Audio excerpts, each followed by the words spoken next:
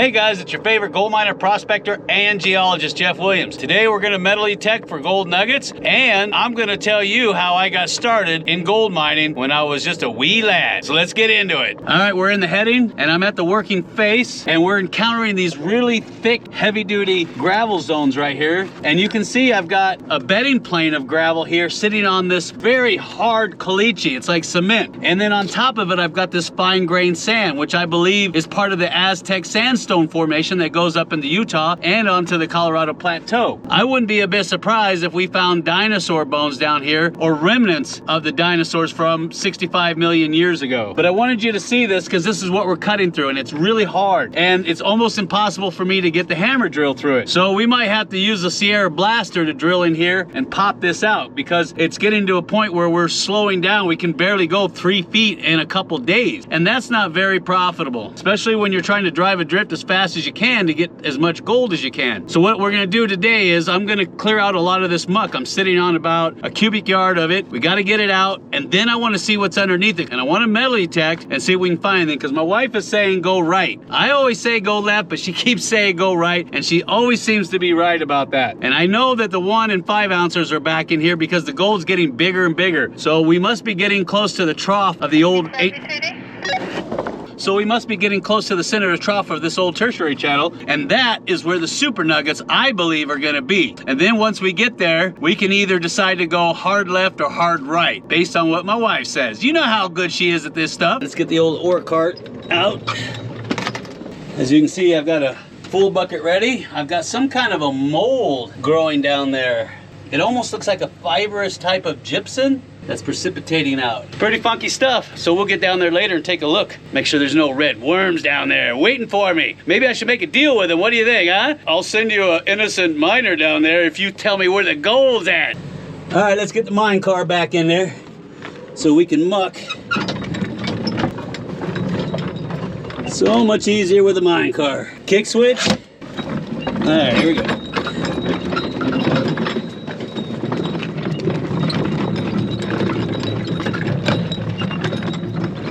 That's about 350 pounds when it's full. Exact same cubic measurements as the skip bucket. I got my baby muck stick ready.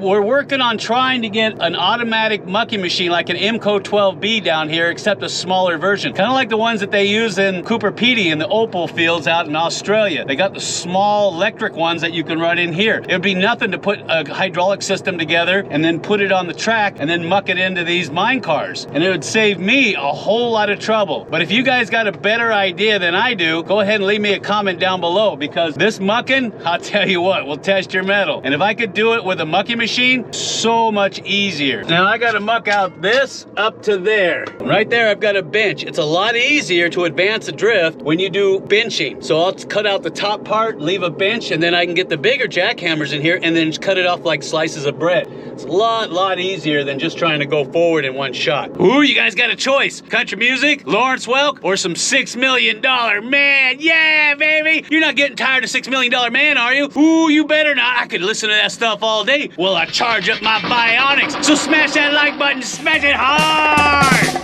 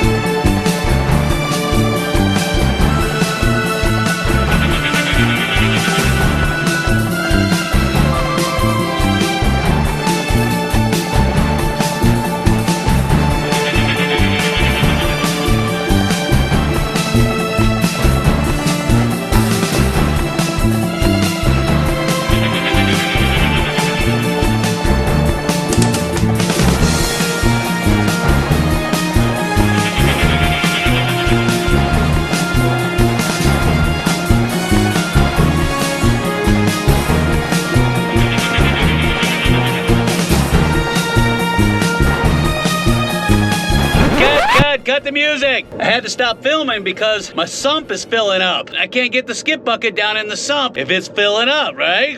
Where's it gonna go? So that's right, we gotta clean that bunker out. So now you get to see what those little crystals are. So we're gonna get down there and take a look. All right, do you see what I mean? All that stuff is a little bit of overburden that's sloughed off on the sides of the skip bucket right down in there. And when the skip bucket sits down on that pedestal, it rocks to the side and it's no good. We gotta clean that out and get down in there anyway and look around. Ooh, I hope nothing's down there waiting for me. You know they probably set a trap for me, right? They're like, come on down here, sonny boy. We got something for you real good. Just drop them pants. Now remember, we set this up. This is an overhead winch. It rocks back and forth like a gantry crane. And its primary function is to clean out the sump. Because without this, there's no way that you can get a man and a bucket down inside of there. There's not enough room. And yeah, I know, I can hear from here, Jeff. Why don't you just blast that thing open wider? Yeah, I should, huh? I probably will eventually, but for right now, I gotta use my little gantry crane. Oh, and one more thing. I had a few people in the comment section say that I yell too much. Well, when you got all these blowers in your ear, it's kind of hard to be quiet and sensitive because you wouldn't hear a thing coming out of my mouth. You hear the words that are coming out of my mouth because when you're in the mining industry, there's nothing quiet about it. All right, that's our sump bucket. There's our little gantry crane and it runs across this bar right here. Then of course we got a hook on the bottom so we can dump it. First thing we gotta do is get that pedestal out of there. I am not looking forward to finding out what's underneath it. I can tell you that right now. Sorry for the shaky camera work, it's just me. I wish I had somebody down here to help me. Oh, and yeah, I had to go up and work the hoist too. My wife had to go take care of something. So it looks like it's just you and me. Let's get all cozy together, shall we? Yeah, I'm not looking forward to getting down in this sump at all. Look at that. Oh, look at that. Nasty. That is nasty. All right, so what we do is we have this little screw here and then we just put the hook underneath it, pull up on it. That way we can get this thing out of here. Ugh. Nasty baby.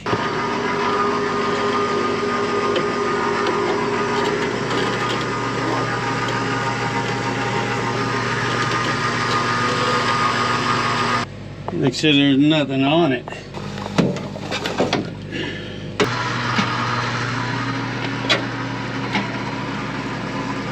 You think I get one of you guys to go down there and clean that out for me, huh? I think it's my union sanctioned break. If you see what I saw, you wouldn't either. See what we got? Red clay.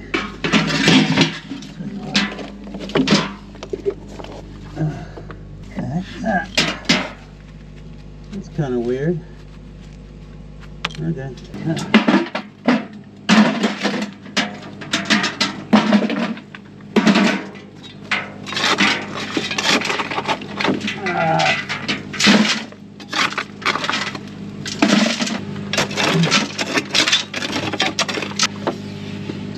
My glasses are always coming off. All right, that should be good. I gotta get another rung right here. I'm missing a rung. I'm missing a rung, Bubba.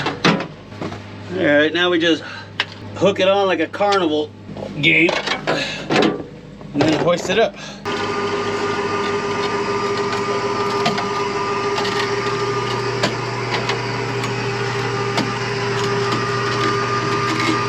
And we dump that into our mine car. And it looks like mine is pretty full. Look at that. Look at that. I got Max syndrome, my pants keep coming down. Where's the banjo at? Just like in the old days, they would dump the shaft sinking buckets. You ever see that ring that's on the bottom of these oval shaped buckets? The reason why is because in the old days they would use a chain or they would have a platform that would rotate back and forth, and either a chain or they would have a hook on the bottom and it would hook onto that platform like you saw at the Molly Kathleen mine.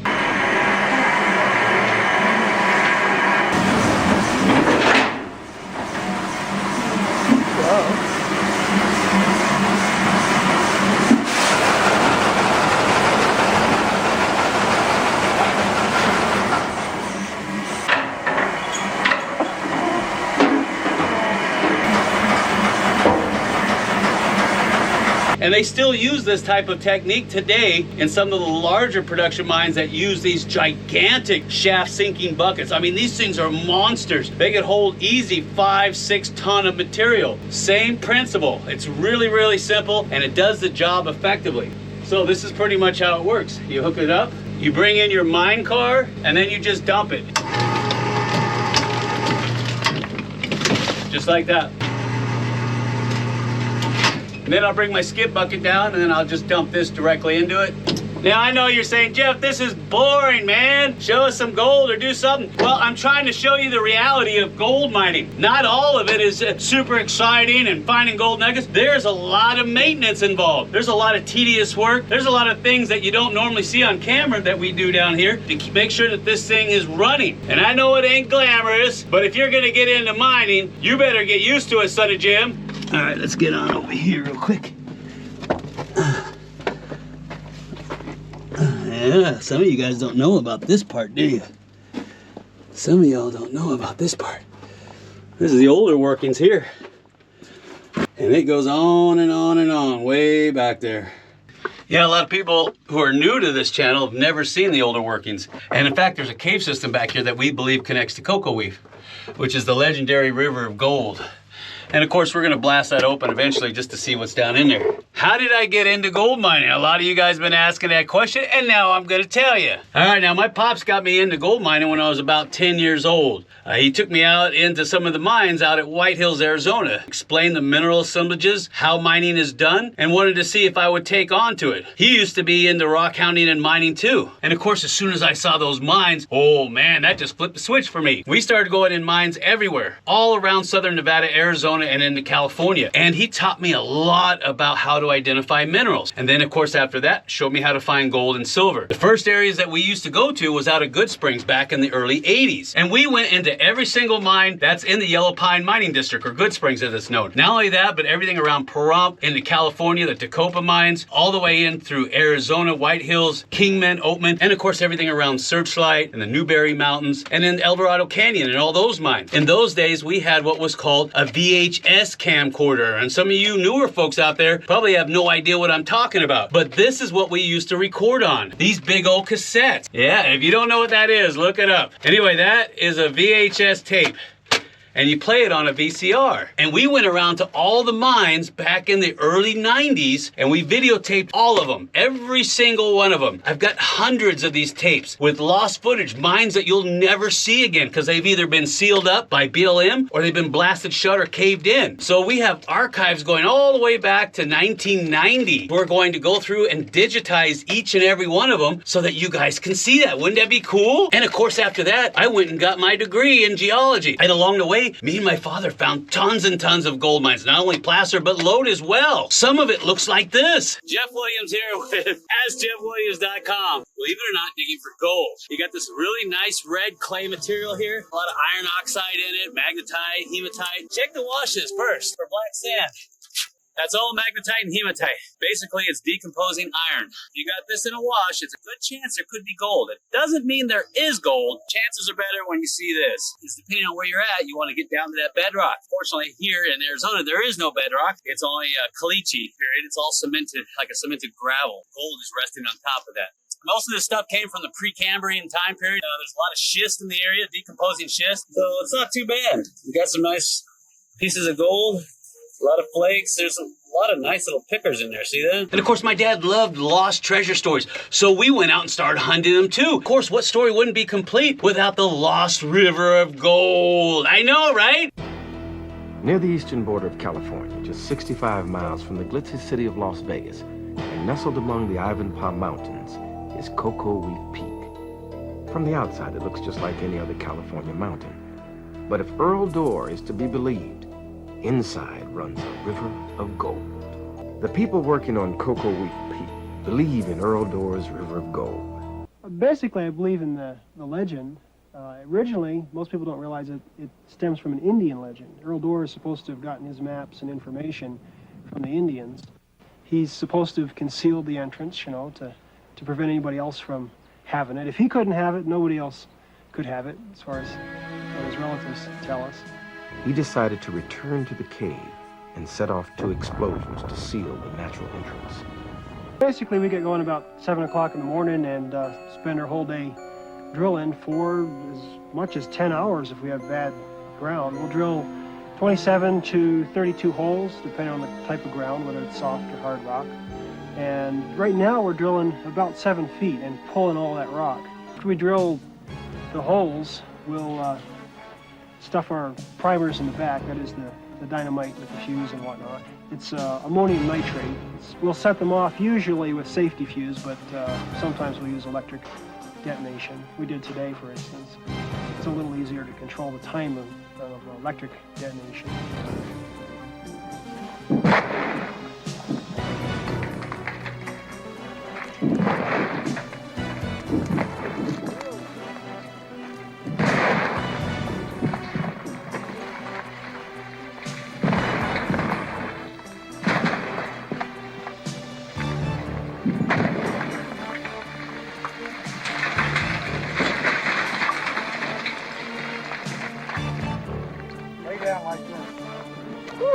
We hunted that one too, the Black Sands cave stories and cocoa weave. And we scoured the mountains for years looking for that. But not only that, in the old gold prospecting magazines and desert magazines, remember those? There are stories of people finding tons of gold in the Ivanpah mountain range. We hunted those down 30 years ago and we found them too. And it's still there to this day. Nobody knows they're there because they're not on any map. But we've got them all here on VHS tape. We filmed everything. And a lot of you people out there have asked, Jeff, have you ever seen anything weird or strange in the mines? Yeah. And we got it on tape too. That's why I said we got to get these things digitized so that we can get them out there so you can see all this stuff. Because I've got hundreds of these things. Me and my father and my wife Leela, we made a fantastic video calling exploring Nevada's ghost towns and mining camps. It took 7 years to make it. Now if you want to see that video, I'm going to leave a link down below. All right, enough jaw jacking. Let's get back in that drift and get some gold because I know you want to see some gold and I want to see some gold. But I'm not going to do anything until you smash that like button. Smash it hard! Oh yeah, look at that. Doesn't that look good? Huh? Nice and clean. Got all this new virgin ground to play with. Yeah, I can't wait to get my detector in here now. Oh yeah. Let me see it out loud. I'm gonna get that gold too. All right, now we're gonna grab the metal detector. We're gonna go over all this virgin ground. Ooh, I can't wait because I know if I get a target, it's gotta be gold because I'm too far down for trash unless I get those pesky washers again. Oh no. You gotta be kidding me. I got dead batteries in my detector. Ah, God! Oh, jeez. All right, let me get a hold of my wife, see if she's got any batteries for this thing. Maybe we won't do any metal detecting today. Let me see if I can get a hold of her. You keep an eye on the drift mine. Good thing my wife has got her Gold Monster with her. Oh my God. All right, let's try it again. There you go. Yeah, let that be a lesson. Don't forget to bring spare batteries when you're metal detecting. And a spare metal detector too, that always helps. All right, no, enough jaw jacking. Get on with it, Jeff. I'm working on it, jeez. Remember, coil to the soil. Or in this case, coil to the drift mine. And that's why I like to hunt in manual mode. You get deeper with manual than you do with automatic. Yeah, you get less chirpiness, but you lose sensitivity in the process. That sounds good. That's why I always like to hunt in manual mode, not automatic. But you get more depth with manual mode. And you can fine tune it based on the ground. All right, get on in here.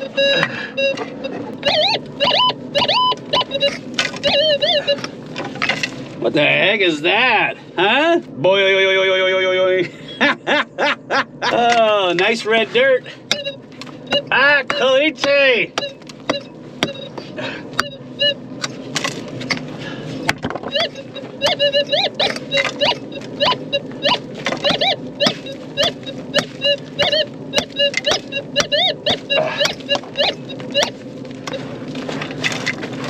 All right, let's take a look at that real quick.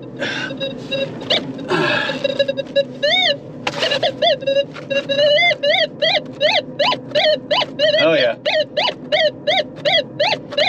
Nice. Oh, hush.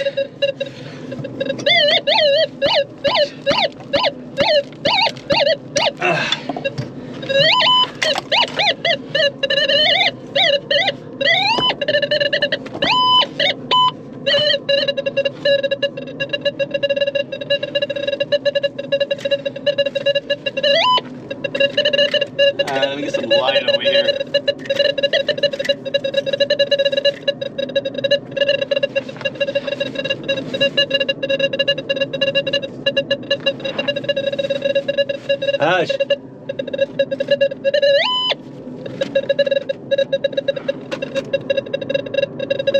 There.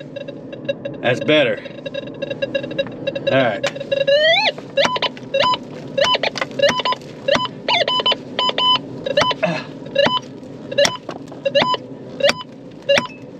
Ah, caliche.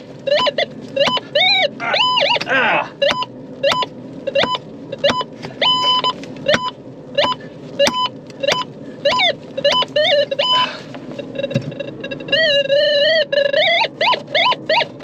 Ooh, he's loud now. He sounds angry, don't he? He's mad because I'm gonna get him. That's what he's mad about.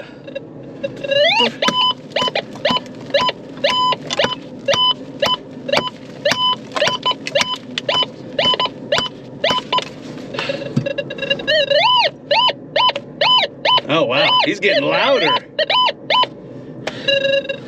Come on, 5-ouncer.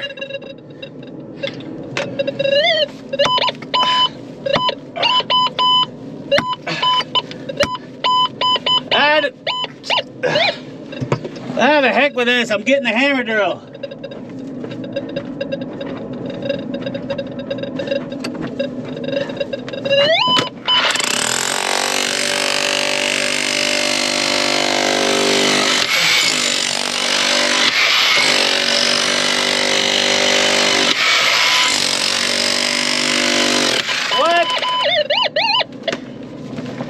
What the heck is that? A washer? How did that get up there? God! Ah, you little bastard!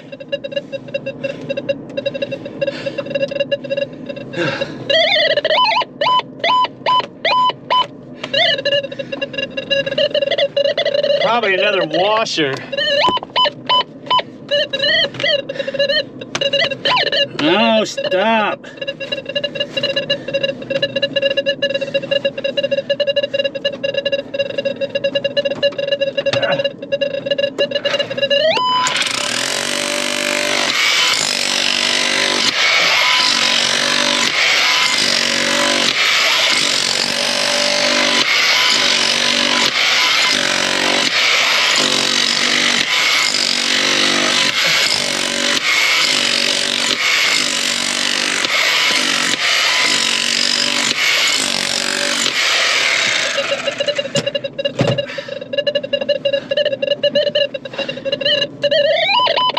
What? You gotta be kidding me.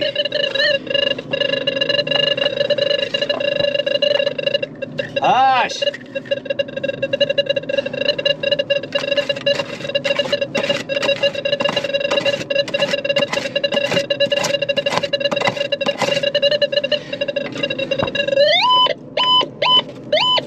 No way.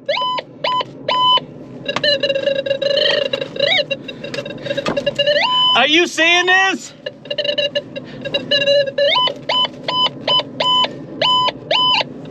Wow. Come on, 5-ouncer. I know you're in there. I know you're in there, Bubba. I know you're in there. Come on. Come get some, boy.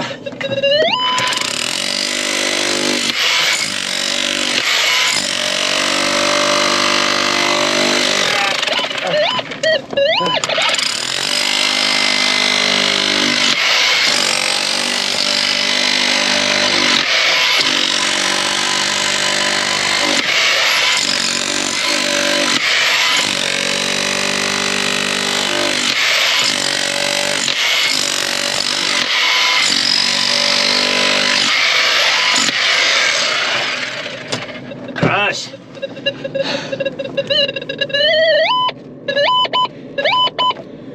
Oh, come on, baby. Come on, be a 5-ouncer.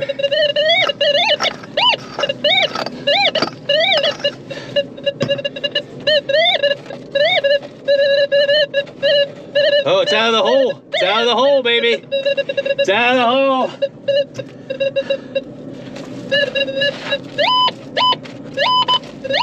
Right there.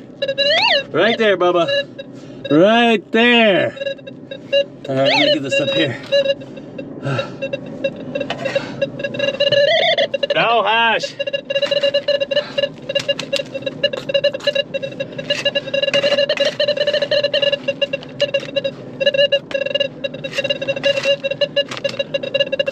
Oh, come on. What? What do you mean?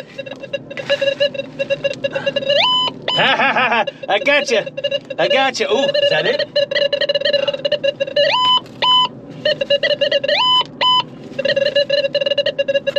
Oh, I got it in my hand.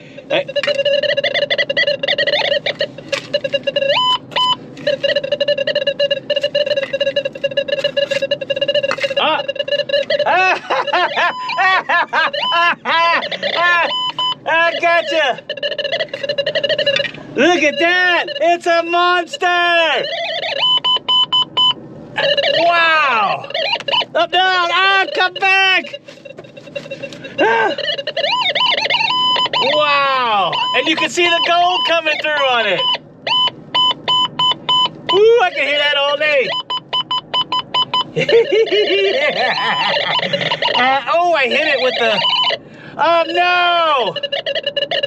I hit it with the... Oh, no, the hammer drill. You see that cut right there into the gold? Oh, no. See that? Right there where my thumb is? Oh, no, I scarred it. Oh, that's heavy. That's got to be 1 ounce at least. You know what I'm doing to dance for that one. Woo! They said I was crazy for digging this hole out in the middle of the desert. Who's crazy now? Just look at that marker. Look at it. Oh, I'm so sorry that I scarred you. My wife was right. This is the right direction. I knew it. Fellas, listen to your wife. If there's one, there's more. And you know what? We're gonna suck all the dirt off the bottom. Oh, glory days here, baby. Where's the 5 ouncers at? Oh, I'm sorry. Am I yelling too loud for your delicate ears?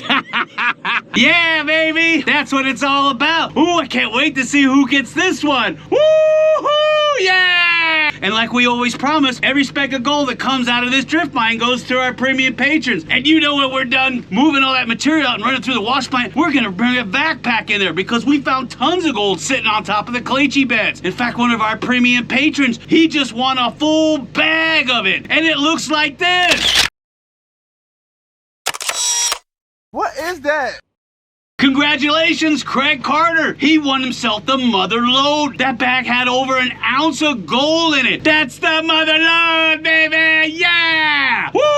Oh, I want to give a big shout out to David and Chloe. They're both fantastic people, and they sent us in this beautiful artwork. And Chloe, she wants to grow up and be a geologist because maybe somebody influenced her. And Chloe, here's wishing you the best. I know you're going to make the best geologist out there, and you're going to find tons of gold. Now, if you guys want to try to get your hands on this gold nugget, it's real simple. Just look for the little icon at the end of the video that looks something like that. Just click on it, make a $10 pledge, and you qualify to get your hands on this bunker and all the gold that comes out of this place. I almost forgot to tell you, at the end of every month, we give away a brand new Gold Monster 1000 metal detector and 1 ounce silver bars. And not only that, but you qualify to get into Slim's store, where we wrote this book. Get your hands on it. I guarantee you're gonna find gold. Now, if you excuse me, I got gold to mine. Ooh, and I'll see you on the next video.